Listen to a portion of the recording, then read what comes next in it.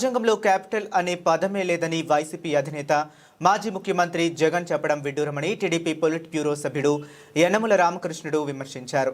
ఇది ఆయన అవగాహన రాహిత్యానికి నిదర్శనమని మండిపడ్డారు. రాజధాని అంశంపై జగన్ గందరగోళంలో ఉన్నారని చెప్పారు. ఆనాడు ప్రతిపక్షంలో ఉన్నప్పుడు అమరావతి రాజధాని నిర్మాణానికి 33,000 ఎకరాలు అవసరమన్న జగన్ ఆ తర్వాత ముఖ్యమంత్రిగా 3 రాజధానుల సిద్ధాంతాన్ని తెచ్చారని గుర్తు చేశారు. ఒకే అంశంపై 3 వేర్వేరు సందర్భాల్లో 3 వేర్వేరు మాటలు చెప్పారని యనమల ఆరోపించారు. అమరావతి నదీ తీరంలో ఉండకూడదని జగన్ అన్నారని గుర్తు చేశారు. ప్రపంచంలోనే అనేక జాతీయ రాజధానులు, ప్రధాన నగరాలు నదీ తీరాలేనని అభివృద్ధి చెందాయనే విషయం జగన్ తెలుసుకోవాలన్నారు. నీటి వనరులు, వాణిజ్యం, రవాణా వంటి కీలక అవసరాల కారణంగానే నదీ పరివాహక ప్రాంతాల్లోనే రాజధానులు ఏర్పడ్డాయని యనమల చెప్పారు. డాన్యూబ్ నదీ తీరం వెంబడి 4 దేశాల రాజధానులు ఆస్ట్రియా, స్లోవేకియా, హంగేరీ, సెర్బియా ఉన్నాయని ఆయన గుర్తు చేశారు.